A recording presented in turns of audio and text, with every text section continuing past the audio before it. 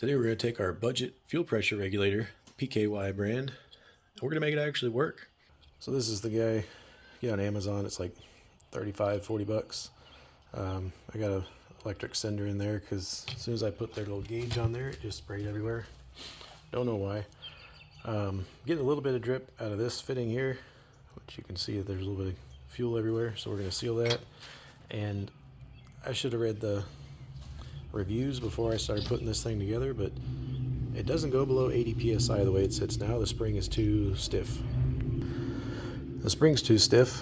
I can't adjust it below 80 psi even with this all the way out. So we're going to take this apart. We're going to cut the spring down, put it back together, and get our pressure where we need it. Took the return fitting out, stuck it in the vise. This is going to keep the spring compressed. And we're going to take these screws out and then slowly open the vise. Okay, you got the screws out. I'm going to slowly take this vise open so I can relieve the pressure on the spring. I'm going to use both hands because that's under some pressure. Well, there's that. This is our diaphragm. This is our spring. This is the guy we're going to work with. Probably going to take out. Reviews online said 2 coils. I may do that. I don't know. We'll look at it and see.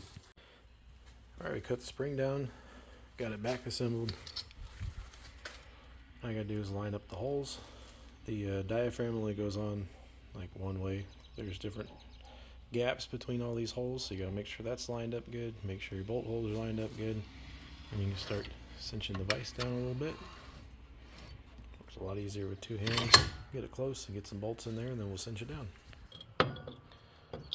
Alright, well that's all together. Get this little O-ring job and adjuster back going in there. And get this back on the car. Alright, got the regulator installed. Got the electric sender job plugged in. So we're going to fire this thing up. We're going to verify fuel pressure on the dash, and we're going to adjust the regulator for the right fuel pressure. Alright, 58 is what we're at. I just left this off and adjust it on here. Now we can lock this guy down, make sure we don't move that.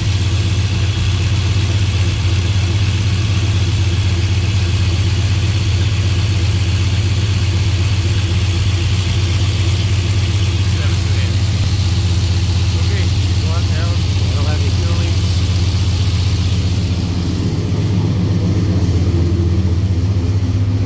And we are sitting at 58 psi. So I'm going to adjust that in the tune and just let it know that it's 58 psi, and then I'll plug that vacuum line back.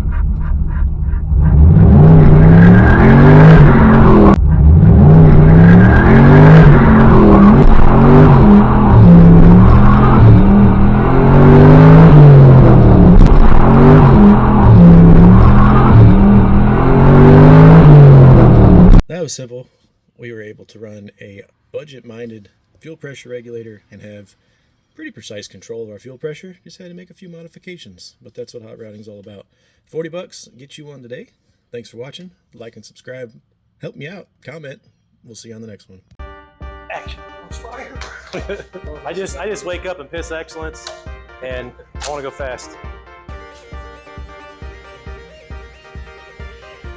You're not first, you're last. I was high when I said that.